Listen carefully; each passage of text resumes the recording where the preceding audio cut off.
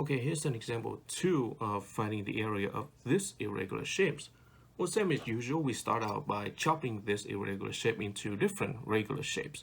In this case, if we were to draw a vertical line like this and like this, well, we have 3 rectangles now.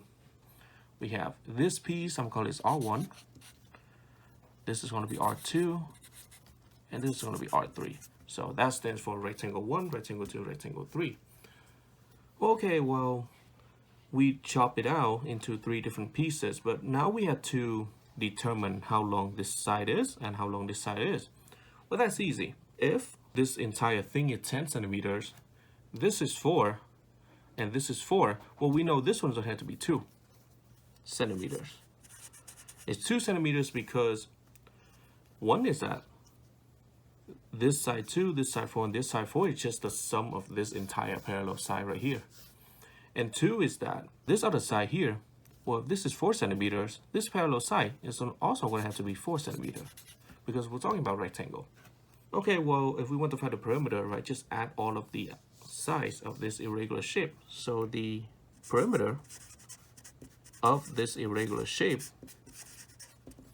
is going to be the size 7 plus 10 plus 11 plus 4 plus the size 6 plus 4, and oh, this is going to be 2, yes, right here. Oh, and I forgot to include, this is actually going to be 3 centimeters.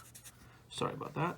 So yeah, 7 plus 10 plus 11 plus 4 plus 6 plus 4 plus 3 plus 2.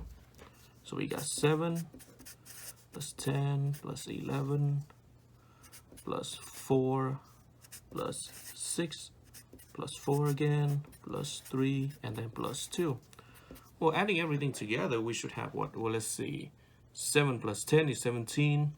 17 plus 11 is going to be 28 plus 4, 32 plus 6, 38 plus 4 is going to be 42 plus 3, 45 plus 2 is going to be 47. Okay, so this is 47 centimeters. So this is the perimeter. Now, what about the area? Well, the area is going to be pretty easy as well. The area of this irregular shape is going to be the sum of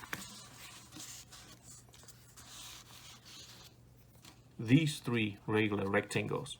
I mean, these 3 regular shapes of rectangles added together.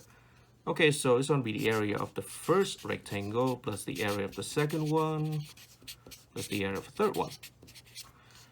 But that's easy, because if I had the area of any rectangle, just take the length multiply the width. So for the first one, take 6 multiply 4. For the second one, take let's see. Oops, this is going to be 3 as well, right here. Okay, well, if this is 3, this is going to have to be 4. Okay, so this part here is 4 centimeters.